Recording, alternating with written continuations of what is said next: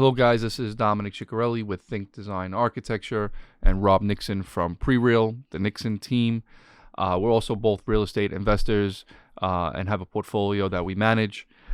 Tonight's topic is really about networking, philanthropy, community, how we balance our work and personal life. The theme of this podcast is really creating a blueprint for closers, right? So it's real estate focused for people that want to learn more about real estate, how to get into deals, how to manage real estate. But with that becomes other avenues for income and more creativity and interest in investing in other things. We're going to be bringing on lawyers, accountants, financial planners, appraisers, property managers, lawyers. So we're super excited about the future, and today we want to talk a little bit more about our private lives and what we're involved in, what our days consist of, how we pick and choose, how we spend our time. And one of the first topics that we want to talk about is, as being a small business owner and being involved in the community, you're forced to step out of your comfort zone and maybe do things that you don't want to do or don't like doing. Rob, tell me a little bit about your experience with, stepping out of your comfort zone. I mean, you've been in business a while now. I'm sure it's way easier for you now than it did for you back then. What were some things you had to overcome? It's funny you say that because it's actually gotten harder for me. I don't know why, but I think I had a very just didn't care attitude in the beginning. I was young, got my real estate license, was just so naive that I would go to every single event, introduce myself to everybody, and just really didn't care. Now it takes a little bit more for me to get into things, and I think that's just because time is I have a lot more time constraints now in my life, so that's certainly changed, but now another thing too is like how, as your business has evolved and as you evolved as a person, is okay, how do you really balance the two, right? So how do you balance the two, and then how do you decide what groups to get involved with, right? Because I know we're both believers that you got to give back always, not only to your community, but just people in general. You owe it to yourself, you owe it to the people that helped you get where you are. But how do you do it in a way that's effective, where you're present in the groups that you are in, but then you're not offending people at the same time. Yeah. For me, I want to agree with you about when you're young, you almost didn't care, right? You just, you have to do it and you just do it. Mm-hmm. What I think I'm focused with now is, I think we're more conscious on our brand and how we're presented when we come. Yeah, that's a good way to put it. 15 years ago, if I was just wearing, if I happened to be casual the day at work and there was an event that night, I would just go. When now I'm like, wait a minute, let me go home, shower, put on a suit, and then go. So I think as you become more experienced for business and you're respected and treated more as a professional or someone as a high value or someone that has accomplished certain things, I think it's important to stay on brand. For me, I'm still walking into rooms that I know no one in. I went to one last night. My buddy owns a restaurant in the financial district. He said there was this networking event going on. I am trying to get more work in Manhattan. He says, stop by. I went by. It was a good group of people. Part of me was saying, why am I still doing this? And a part of me was like, you know what? It was cool, How'd it go? It was good. I mean, listen, it was a very casual group. It was a group of mostly people from Dubai, actually, a lot of Middle Eastern people that live here in New York and do work internationally. A lot in the past, a lot of the groups and clubs I belonged to were Brooklyn, Staten Island focused. So I'm trying to throw myself more into the Manhattan networks. Mm-hmm. It was cool. I'd probably go back.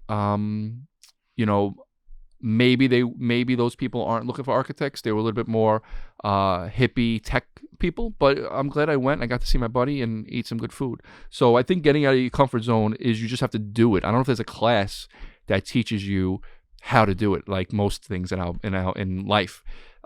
So I think my advice to people is just throw yourself out there, man. You're gonna look like an idiot the first time, but who cares, And that's Absolutely. Why it's good to start young, The other one, which kind of is related to, you mentioned it in a previous episode that we filmed, that it takes a few touches before someone starts really recognizing you, right? You said something about 7 years in the last episode.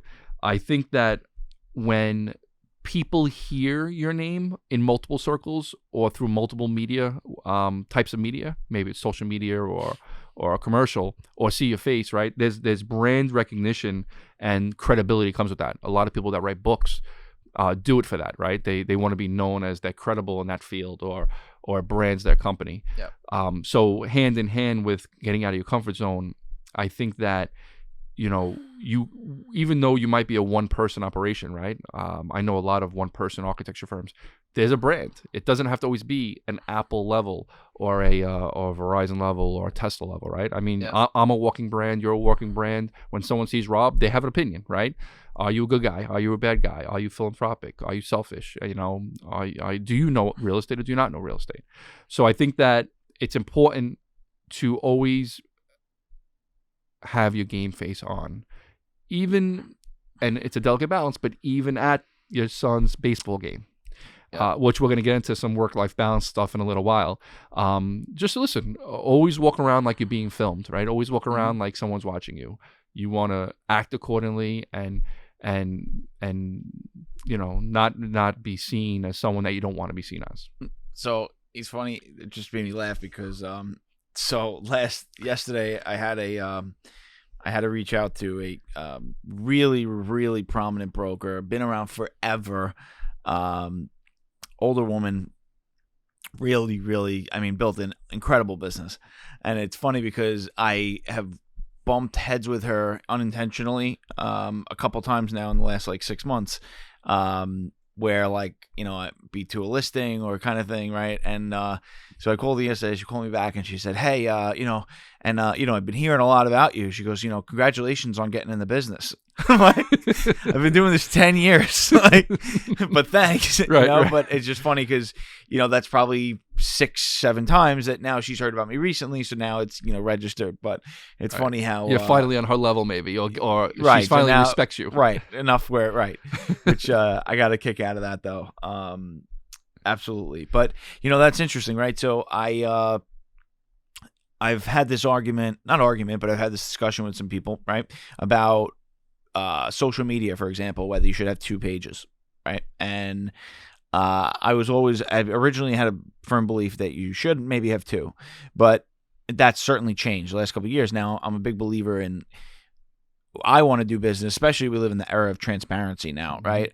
I want to know who I'm doing business with, right? Especially if it's going to be something long term. I want to know, in many cases, that the person I'm doing business with is maybe family oriented, has similar values, is always working, maybe does always present themselves a certain way, and that doesn't necessarily have to be enclosed, but just the way they present themselves. And it just, my business forces me to be on all the time. I don't really have an off.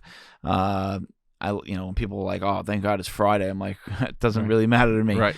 But I hear what you're saying. It's just, I think it's just, you do have to present yourself a certain way. And I think that's probably why I do feel a little bit more uncomfortable now, is because I do hold myself to a much higher standard than I once did. Yeah. The brand recognition for me, or the credibility, is super important, because you never want to really affect your character. And in these days, it's so fragile. Somebody could just take a picture of you, just looking at a bad angle, and you can look like, you're a crazy person, right? Mm-hmm. So again, it's a real delicate balance, and we both live and work in the same place. So you're gonna run into your client at the grocery store. You're gonna run into your client, at a nightclub or a restaurant, in the doctor's office, right? So I think it's a delicate balance to, you want to create transparency. You don't want them, cameras in your living room, but you also want people to feel comfortable. And to our next topic we want to talk about is being approachable, right? It's a big, I think both you and I had this where, we've achieved some really cool things in life, right? I've worked with some really cool clients. I've been involved in some really interesting projects. I know you have. And then maybe someone that has a smaller project, like that deck job for me, they're like, you know what? Oh, Dom's not going to take this job, or I'm wasting his time, or he's going to charge me a lot of money. Or it could be even for advice, like, hey, he'll never talk to me. He won't give me the time of day.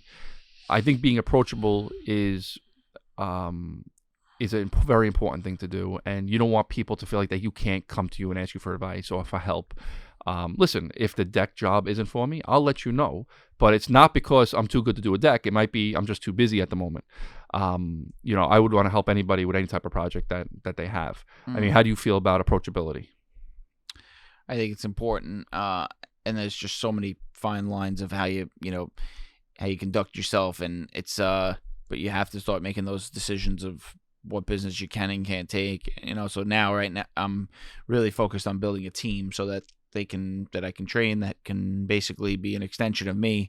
So certain things that are just not good utilization of my time at this point, especially because I want to be more present. I have a baby on the way. I want to be very present in their life. So I have to now start saying no to work. But I think there's, I guess, a way about doing that, a way to respond to people. And, I think sometimes people get the wrong impression, right? But I try to conduct myself, again, with the right values. And if anybody has anything bad to say about me, maybe they could say I'm shrewd or I'm a little too honest, or I, maybe can be a little too blunt. But nobody's ever going to say that I hurt them. No one's ever going to say that I screwed them out of money. No one's going to say that I never paid a bill. Those are the kind of things that really matter to me. Yeah. And if anyone says that, I can challenge them at any point in time, and, I've had mentors that have been really tough on me about certain things. Like, honestly, I used to bend the truth a little bit years ago, like about like, oh, I sent that out or I did that. And I have a mentor that literally would be like, okay, well, what time? Right. What are you thinking? He's like, oh, because I sent you a message at 2:42 and I haven't gotten a response. So it was something like, it was just, there was no forgiveness there. And it really shifted my whole way of like, okay, this is, if I'm going to say something, I'm going to mean it. I'm going to be right about it. Yeah. Well, it goes to accountability, right? So It goes hand in hand, No one's perfect. Listen, I've made mistakes. I'm going to make more mistakes. What I will promise you is I'm going to, I will have off days, but every day I'm going to put my best foot forward and try to do the best job I can do at that moment, right? And I know you're going to be the same. But the accountability I'm noticing is disappearing a little bit in even the professional industries. I mean, yes. When I was a kid, when I saw a lawyer or a doctor, and I come from a blue-collar family, I thought the world of them. And now I'm seeing lawyers and doctors and accountants, professionals like blatantly lying or having no accountability for the work they're doing. Lawyers are acting now like the client works for them, not the other way around. Yeah. I mean, it's mind-boggling. It's unbelievable. And that's the one thing, I tell my team all the time. I have somebody that works with me in my office, and what I love about her is she is the first person that will be like, this is on me, I fucked it up. And I tell everybody on my team, if you messed up, cool, say it. That's okay. What's not acceptable is lying or talking your way around it or saying you did it because of this. That's right. The best thing you could do is just be accountable and let's figure out how to move forward. But you're right. I don't know what happened. I guess it's a fear of failure, maybe. Yeah. But it's the worst. Yeah. Well, if I screw up or something something takes a little longer, I'm the first one. Like, listen, I apologize. Things took a little longer. Listen, people get sick. People quit. With technology, sometimes my servers go down.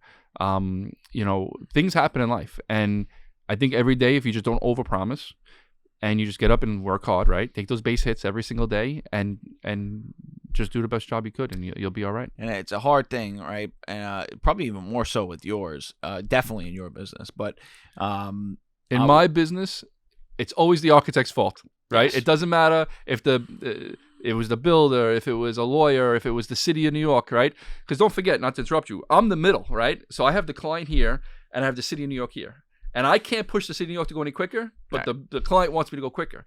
And what am I doing? I have to protect the city because I can't ruin my relationships with them. So I'm like, listen, they just need a little more time. They need a little more time. And the client doesn't want to hear that. I have a job now. They just started construction this week, new one-family home, custom home. And thank God the client was tech savvy and knew how to navigate the city's websites. And they're like, Dom, they were supposed to approve the job 3 weeks ago. I know it wasn't your fault. They told me I could see there's a glitch in the system that's not letting the examiner hit the button to approve it. The guy lost 3 weeks. Very upset. But in that case, only because of the business he's in, he saw it was their fault and not mine. But to any other layman, they're like, Dom, why, for 3 weeks, nothing's happened. And I keep saying, there's a glitch. No one's going to believe you, but go ahead. So that's one thing I've been trying to do now, and most people respect it. Most people is like if somebody wants to list a building, for example, and I have something like I do a lot of work with Walgreens. I handle a lot of their subleases and dispositions. I was working on a project recently that was eating up my entire week. And I flat out was on it. I said, listen, I would love to do this, but I'm not going to lie to you. I can't touch it for at least a week or two, Yeah. but you'll get my full attention at that time. Yeah. I did it actually twice. The first one was super grateful for it and said, no problem. I'm you're my guy. The second one, I don't know what he did. I haven't heard back from him. So, you know what he did.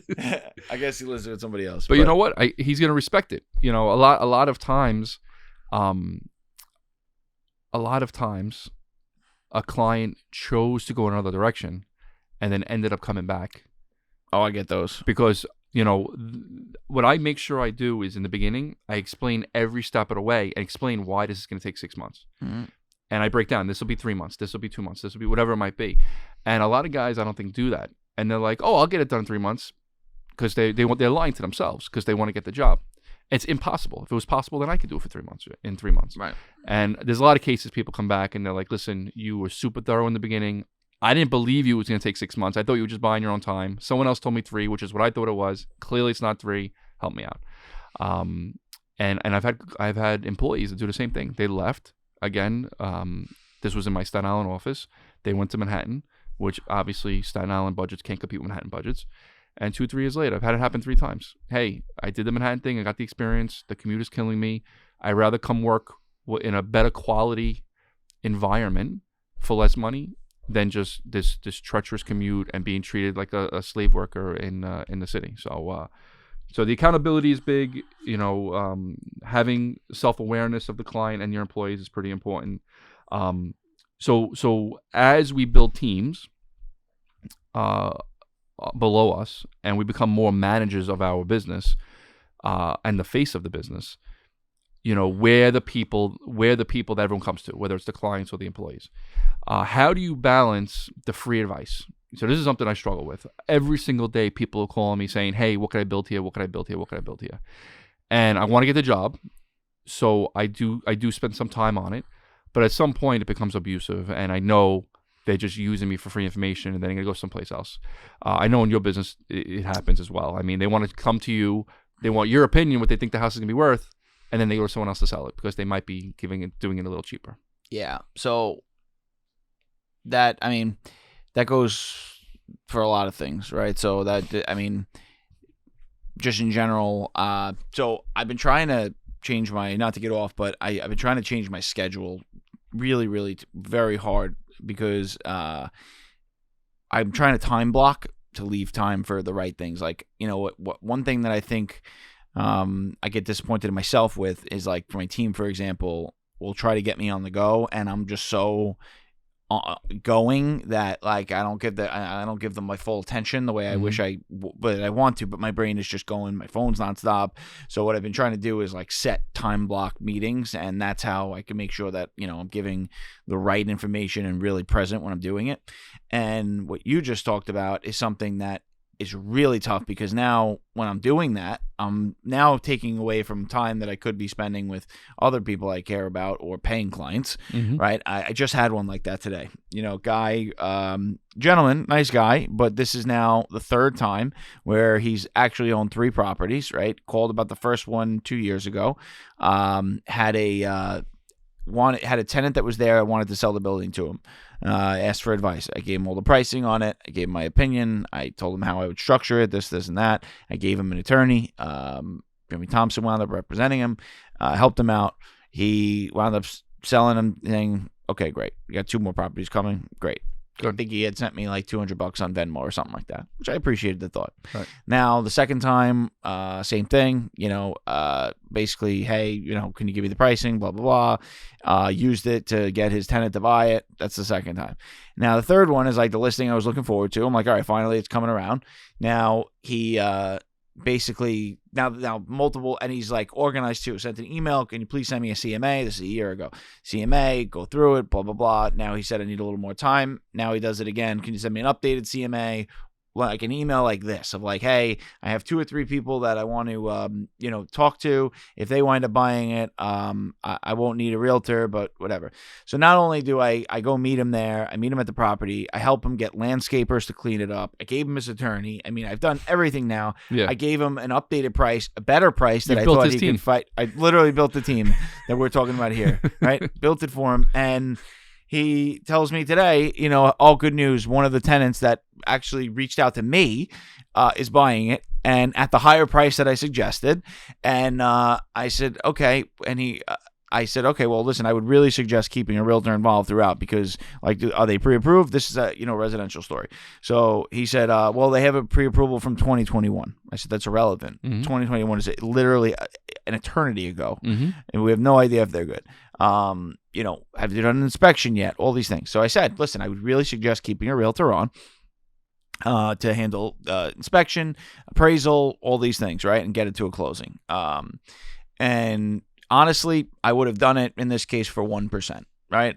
Maybe even less, just to help the guy out, but still worth the time a little bit. He was like, "No, thanks, I'm good. I'm good. I think I got it under control, but if it fails, maybe I'll reach. Right. I'll Venmo you 200. Right?" And it's like, are you serious? Like, I literally built your team.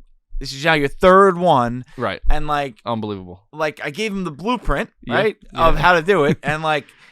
It was just one where it was like, really? Yeah, like, yeah, come yeah, on, yeah. man. Now the 3rd time, and now I know he's got no more real estate. So, So is he saving your phone as a C-class client? I don't know. I haven't stomached it yet. You know what? I think the deal's probably not going to happen. Right? He's going to probably call me that the appraisal or something, but happens. The wheels are going to start to fall off, and I'm just going to tell him, hey, listen, this time I can't do it for free. Yeah. And I've been thinking, like, in those cases, because I do the advice thing, do I charge a fee for it? I don't know. Right. So for me, round numbers. There's probably, and I'll be Staten Island focused for the moment, only because that's where the most raw land is. There's probably 20 or 30 architecture firms. There's hundreds of real estate agents. We're constantly getting phone calls. What could I build? What could I build? What could I build? Whether it's raw land, an extension for somebody, or if they want to do a deck. Most of the calls you get, realtors? A lot of them are realtors. Okay. When the market is booming, it's realtors because they're trying to make quick sales and they need to give a quick answer to their client on what they can build. In this market or markets that are a little bit slower, the person that's interested in the land might call me and say, hey, I'm interested in this, what's going on? Because there's time. When there's no time and deals are transacting very quickly, the real estate agent kind of jumps on it because they don't want to lose the sale and, things move very quickly. They want to have the answers at their fingertips. So I have 3 choices, right? I have choice 1, no problem. It's $250. I'll spend an hour on it and tell you what you can do. Option 2, and then hope to get the deal. Hope they buy it and then get the deal. Option 2 is then to do it for free, like you do, right? Okay, I'll spend an hour. Maybe I'll get the job. Maybe it's a $20,000, $30,000 job. But like you, I have the same realtors calling me over and over again, and the deals never happen. Now, listen, maybe they're just representing different buyers, which is fine. But at some point, you must be calling me too soon in the process if none of these deals are going through. So it's almost the real estate agent's responsibility is, hey, you have me as an asset. You have me as a resource. I'm going to help you out for free. Don't pull the trigger the first time the guy calls. Wait for the deal to evolve and become something that could be real, and then use my time. So I do have an unwritten list of people when they call that I'm like, this is a time waster phone call, right? This is a level C relationship in my phone. But that one time you don't do it is the job that's going to land, and then I missed out on it. So it's a really delicate balance. I don't have a formula. I think it's really based on how busy I am that particular day or that particular week. If I have the time to do it, I'll do it. If not, I'm going to say, listen, it has to be next week, or you have to pay me a fee to do it. But again, it goes back to the psychology of 10, 15, 20 years in business and kind of feeling, get the sense and the feeling when they first call, is this worth my time or not? And it only comes with experience. Right? Yeah. And, and that becomes the conflict of being approachable, right? Because as soon as you stop taking those calls, you're the asshole that doesn't take people's calls. Right. Going back to, picking and choosing this free work and then, or spending the time more productively doing something else, right? You and I were both and are still involved in a lot of organizations, whether they're philanthropic, networking groups, Mm-hmm. just a bunch of people that just get together for dinner to do that branding and do that credibility type relationships. How have you evolved from when you first started your career to now, and how do you pick and choose which clubs you stay with, which ones you don't? So you have two types of groups, in my opinion. You have philanthropic, right, which have a cause and you're doing something to really give back and participate in some way. That's one type of group, right? Then you have social groups, right, which are social clubs, right, to some extent, right? We were involved in a group that I think wasn't sure what it was, right? Yeah. But it was a great group of people, but you just got to start valuing time, right? And so now I look at things and I say, okay, well, what am I going to really get out of it? What am I going to get out of it? What can I give to the group? So philanthropic, I right now I'm involved in at least one group that I really care about from a philanthropic standpoint. It's a group that's aimed at helping kids, which I love. So that one is really cool. Other than that, I've pretty much dropped out of everything aside from the breakfast that we do. And then the other thing I ask myself is, like, how much do I actually really enjoy spending time with these people? Right. Because I really, so I'm a big believer in pushing yourself, growing constantly, right? You push yourself constantly. You're always on to something next. You moved, right? You made a very significant move for yourself, for your kids. I do a lot of coaching. I have a personal coach, right? And I am obsessed with surrounding myself with positive people that I learn from and that I enjoy people's company. I absolutely hate negativity. It's incredible what it does to the brain, what it does to a person. I do not want to be around negativity. I want to anybody that drains energy out of my life. I do not want to be around. So I've been really committed to getting away from that.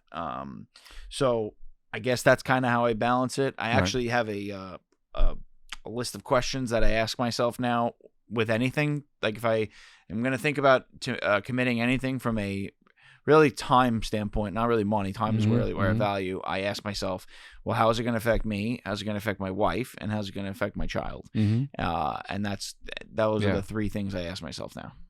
Energy is huge. Energy is everything. There's so many people that I used to have, and some not by choice, it could even be family, but so many just doom and gloom, the world's against me, lazy, and it's like, it's a disease. It's a disease. And the more you're around it, I couldn't agree with you more. I mean, I'm a big energy person. I'm a big thing about throwing things out to the universe. Listen, if you say it's going to rain, it's going to rain. Eventually it's going to rain. If you say, hey, the skies are going to be blue and it's going to be a great day, the sky's going to be blue and it's going to be a great day. Positive day starts with a positive attitude. 100%. One thing I learned from our group, which we should probably talk about a little more, is expressing gratitude. It was someone in the group, it might have even been you, that every day they send out 3 text messages to gratitude to just someone in their life. For me, it's very difficult to find 3. I mean, I'm down. I started with 3. I did 3 the first week or so, and now I'm down to like 1 a day. And I just really try to pinpoint, someone that was relevant in my life that particular day or that particular week. That I feel like contributed positively to my life or what I see as an asset. But going back to the clubs and the networking. Pre-COVID, and I don't want to talk too much about COVID because I know people are sick of it, but I was involved in almost every group that was around. I mean, every night I was out, just spending tons of energy, tons of time. Some of the groups were a waste of time, and some of them you met the people and you had a good relationship, and that relationship moved on. I don't need to be involved in that club to maintain that relationship. And even with my office, I was working in my business as opposed to on my business. And COVID really forced me to take a step back, restructure how I'm going to operate. And I, just like you, I dropped out of every group. And you and I handpicked this group of 10 people, which we meet with once a month for breakfast. And we have this more casual dinner that we do once a month with 20, 30 people. And I get more out of those 2 things than I did in all of the groups I was belonging to going out every single night. there's this famous speech that a lot of people are aware of from Matthew McConaughey, where they say, "Who's your hero?" Right? And his answer was, me 10 years from now.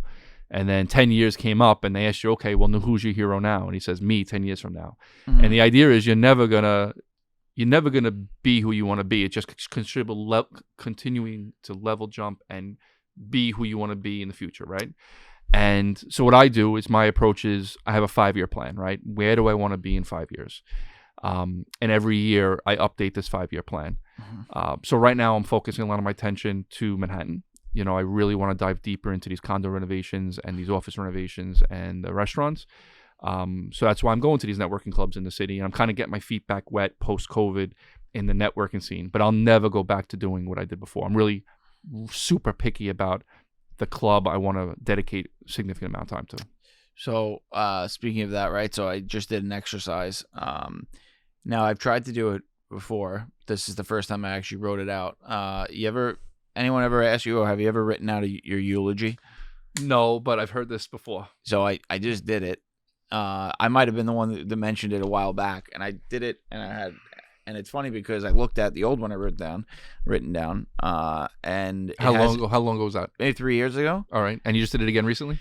I just did it a couple weeks ago, and Okay. It hadn't changed at all. Wow. Which is cool because it obviously shows that what I'm doing is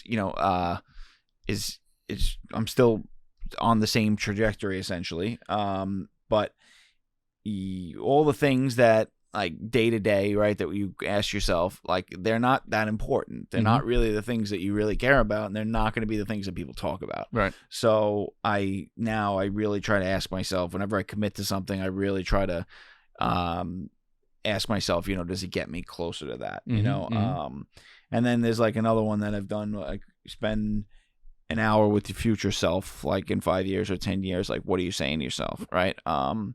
And a lot of it is like, don't waste time, right? Don't like take time for granted and try to be more present, right? Yeah. And if you're just too busy, and going to too many of these things, you're just doing a disservice to yourself and really everybody around you.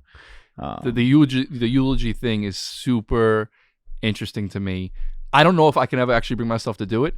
Although I recognize all the values to doing it. There's just something so morbid when you say do it. It's it's almost like listen, you wishing for death. Listen, Biggie Smalls album, Ready to Die, Life After Death, and look at this guy's not here anymore, right? I do believe like there's just certain things I don't want to speak out to the universe. Well, then ask yourself like, what do you want to be remembered for? Yeah. Yes. Yeah. That is almost concept. like my 5-year plan, right? So where do I want to be a 5-year plan? And I don't know if you guys recognize, Rob and I haven't spoke about money or wealth in any of these conversations because, money's a tool to get where you want to be. Money does not make you who you are. Money gives you the freedom to live the life you want to live. And if you think having a lot of money or going out and dropping $10,000 in a nightclub is how you should be living your life, then you'll probably never have breakfast with Robert. Right? It's just really not. It's just to my mentality and focus right now. And listen, at one point that was me, right? 20 years ago. I gotta earn. And as time marches on, I mean, there are just so much more important things to life. But and again, just it's about energy, right? So I mean, a couple of things that like stand out to me all the time I think about is just life happens in 3 stages, right? Life happens, you interpret it, and then you experience those interpretations, right? So you meet these people that are have cancer or whatever, and they got this amazing mindset, right? And then you get these guys that like have a great life and they're really depressed and like just have such a bad negative perspective of things, and it's like you're choosing that. And I mean, if you read all like the studies of like how much it actually affects your health, it's scary. I don't want to get too controversial, and I'm not saying I agree with the statement, but I read an article where a very controversial person said being depressed is a luxury, right? I have mixed feelings about it, but it kind of goes hand in hand with what you're saying, So I haven't drank alcohol since January 1st. The first thing people say to me is, what happened? They think I had a problem. Like, hey, you went to AA? What were you doing, And I'm like, guys, it's really not an exciting story. It goes back to my Right, I'm fight. not in recovery. I'm just... Yeah, and I'm not in recovery. Just to tell the quick story, because it just goes back to, thinking about your future, right? This 5-year plan I have. So I wrote this essay, which my business coach asked me to do. I got really deep in the woods with it. And one of them was my health. And I'm a relatively healthy guy. I eat good. I go to the gym. And one thing I want from 5 years from now is I want to be in perfect health, right? As perfect as a 48-year-old person could be, which is how old I'll be in 5 years. I do have high cholesterol, which I've been working on. I've level jumped from 20 milligrams to 10 milligrams to 5 milligrams now a day, but I want to be off prescription medicine. I want to be as healthy as I could be. So I met with my business coach the next meeting, and he's going through my essay, and he bullet pointed it, and he got to my health. He goes, well, what can we do today to make sure or put you in the positive direction of being better health? And jokingly, I said, oh, I'll just stop drinking alcohol.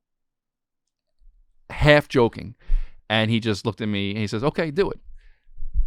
Never in a million years would I suggest for myself not to drink alcohol. He goes, well, Dom, think about it. He goes, one night a week you're out with your family. One night a week you're out with your wife. One night a week you're out with a client. And one night a week you're out with your friends probably. That's 4 nights. You're having 3, 4, 5 drinks a night casually. You don't have a problem. But add it up. It's 20 drinks a week for 5 years. He's like, you don't think that's going to affect your health? I says, all right, John. His name is John. I'm going to give it up for 1 month, and let me just see how it goes. And Rob, I'm having just as much fun. I bounce out of bed in the morning. There's a night and day difference on how I feel. Just from not drinking a couple of glasses of wine. I give you kudos. I mean, listen, I'm not a big drinker, Yeah. but like if I'm going out to a social event, like I definitely enjoy having a couple of drinks. So I respect that. I mean, are you now like, I'm not going to drink anytime soon? So I'm not saying I'm giving it up forever. When I feel like I'm going to have a glass of wine or a drink, I'll have it. But I really haven't had the urge.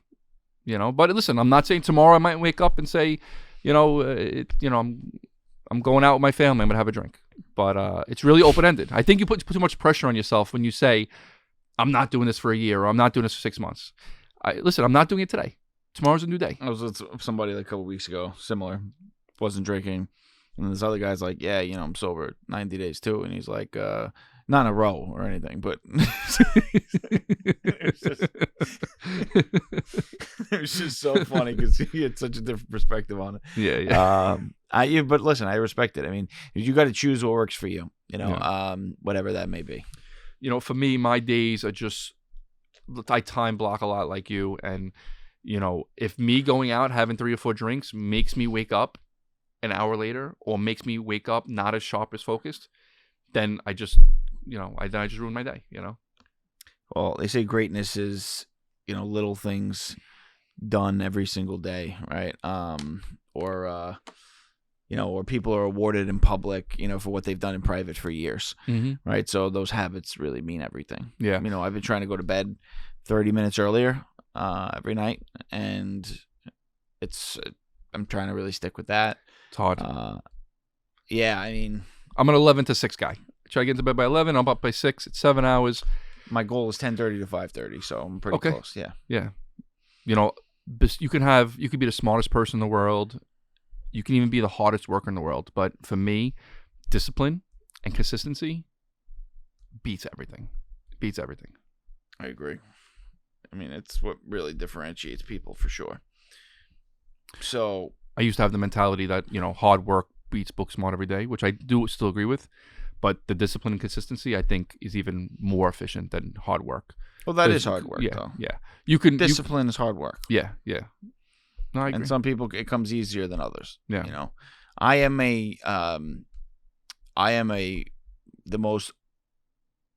like, my whole life is organized chaos. Like, I'm really organized in a very chaotic way. Mm-hmm. Mm-hmm. But I'm like a disaster in other ways, so it's a balance, but you just got to pick those things and, try to move in the right direction.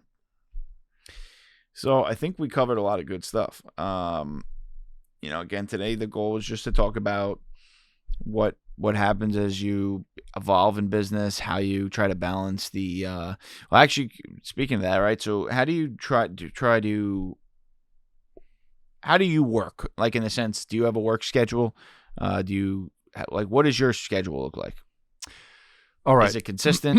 Do you take a certain day off a week? Do you take the weekend off? How do you do it? Yeah, so there's definitely some consistencies, although things happen in life, right? So I made a commitment a few years ago that Friday at around noon until Sunday night, there's zero work. Maybe I check email, but I do no work from Friday around noon till Sunday night. So that's one thing I try to stay very consistent with. That's pretty good. Yeah, I have a lot of friends that work 6-7 days a week. Pool business, landscaping businesses, the paver business. Those guys are 6-7 days a week. I'm a good 6 days a week. Yeah. Listen, you don't have a baby yet. I think once you start having kids, your mindset's definitely going to change because it's going to be forced to change. Like I have dance, I have gymnastics, I got football, I got basketball. The kids keep you very busy. It's another whole career. It's another whole job. So that's Friday at noon till Sunday night. Every day I try to get up around 6. Gym is the first thing I do. I tell myself I'm going to go 7 days a week. And again, things happen. I usually hit it 4 or 5. That's a consistent.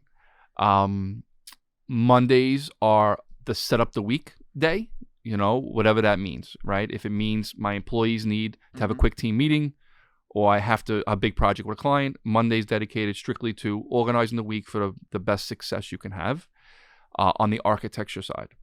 Wednesday is my real estate day. So every Wednesday is dedicated to real estate. What am I buying? What am I selling? What's going on with my tenants? I have a very similar one. How are we doing with P&L statements? And then Tuesday and Thursday, it's just the where the wind blows me, right? It's meeting new clients, meeting existing clients, marking up plans, doing designs, things like that. My late night is typically Monday, Wednesday as well. So I'll organize my teams respectively, architecture and construct real estate throughout the day, and then at night I'll take 1 or 2 meetings. Do you work from home or the office? Do you have to be in the office? Always in the office. Always in the office. Yeah, I feel like for me, being home, there's a lot of distractions with the kids. They leave, and no sooner they leave, they're coming back from school, and they have demands. Who's coming home early from school because they have a headache, and things happen. So even through COVID, I went to work every day. Yeah, it's just my solitude. It's where I'm at peace. I feel like you do have to separate home and state, and or church and state, I should say. And when I'm home, I want to be in home mode, right? I'm not going to be dressed. I'm going to be more relaxed. I'm not going to be high intensity. Yep. Yeah, I used to be the same way about the office. I've deviated from it a little bit now. I try to get like real power hours, at any given time. The morning is definitely my favorite time of the day. Like from 6 to 8 is my favorite time of the day by far. Yeah. I try to get out of the house by 8. So if I wake up at 6, in the gym by 6:30, out of the gym by 7:30, the gym's in my building. Quick shower, hit the ground at 8:30. That's when the kids are leaving for school. And those are pretty much the only consistent things. My mornings and my weekends. Yeah, that's cool. Yeah. So I'm up typically if I work out, I work out by 5:30, 5:45 usually, and which I'm like 3 days a week. And then I try to take like till 7 to myself, whether I've been trying to get in better habits of, writing, doing, grounding, grateful, gratitude, those kind of things. But sometimes even just, watching TV or just clearing my mind for those hour or 45 minutes is the best. And then 7, I usually jump right in. And that like 7 to 8:39 is usually when I can actually get the most done because I just feel like during the day I can't get anything done. Yeah. So now I really appreciate, which is I think why I don't mind working from home now, is those late nights. I get a lot done. Like I typically have like an hour or 2 hour time frame, either in the morning or at night or both if I'm lucky, where I just get so much done. But one thing I do not deviate from is Mondays is my planning day. I do not take meetings like really ever. This was a holiday weekend. So I took a meeting, and an important meeting on Monday for lunch. But other than that, I do not deviate from it, and it just really guarantees you have a week for success, and you make sure. And then I try to do a wrap up on Fridays. However, right now I can't. If I don't do one weekend day, I'm totally totally screwed. Yeah, well, your business is a night and weekend business. I mean, showing homes and buildings on the residential side, at least. Yeah, so the residential is probably 10% of my business, Yeah. maybe 15, 20. Mhm. Not even, it's 10%. Right. And I've been doing a little bit more residential as the market's changed, and I just forgot how much you really give up your weekends. I mean, even just I'm helping a couple people now, and it's like just nonstop weekend Brutal. showings, and it really is kind of brutal. I mean, unless you got a good system to it, like Anthony Volpe does a lot of it, but he's got a good balance. He figures it out. He takes time during the week. He's got a good system. Right. But for me, I'm like jumping back and forth between like commercial, residential. They're just so different. Yeah. Jeff Bezos has an interesting routine. A couple of these guys like Mark Wahlberg released, his routines. Well, yeah, but, he's just like complete 4 a.m. maniac. club and everything. Yeah, but Jeff, what was interesting about something I read about Jeff is that he putters in the morning, has breakfast with his kids. What I'm recognizing as I'm getting older is brain power. Like we only have a certain amount of bandwidth each day, and if you dedicate that bandwidth to some nonsense, you're not going to be as efficient in other things. So he putters in the morning, and then the meetings that require. Okay, what? What is putters? What does that mean? Putters is just like hanging around the house. I guess similar to what you might do, right? Watch TV, has breakfast with his kids, maybe goes to the gym. He's not work focused. And then the important decisions he has to make that day are always his first 2 meetings before lunch. Smart. That's like where he has to use heavy brain power. Goes to lunch, and then the rest of the day is just non-heavy brain power decisions. Running the business, meeting people, talking to people. For me, brain power is a big thing. I'm feeling it now. At the end of the day, I'm like, wow, I used a lot of brain power today. Like, I don't have the stamina to keep going like I did when I was younger. I can just work 24 hours a day. So I really pick and choose how I spend my bandwidth. Right? So I pick priorities for the week that are like real brain power stuff, and they're my priority that I kind of have on the right, and those are the ones that I like really need my brain for. Mm-hmm. And I usually it's amazing because they're often the ones that you kick off, and I can't tell you how many times I do them, and they're like 25 minutes. Mm-hmm. But getting to do them because it is so much brain power is a struggle. I think it's important too to focus on what you love in your business, what you hate, and the things that you hate. Listen, you're not gonna love everything. Just find someone that likes to do what you hate. Do what you do best and pay for the rest. That's right. Period. Like when my guys generate, I don't know how much more time we have. My guys generate a set of construction drawings. It's about 20 pages, and it'll take me an hour or two to go through it and like redline it. I don't have the bandwidth. I can't do it anymore. So I have a guy that's a buffer between me and them. You look at it first, and then give it to me when it's like almost like it's close, and then that helps. And it helps a lot. That's good. Yeah. I'm the book Who Not How. I don't know if you ever read that, but No. I have to read it again. You should absolutely read it. It's all about exactly that. Do what you do best, pay for the rest. Mhm. Joe Biondolo recommended it, and Okay.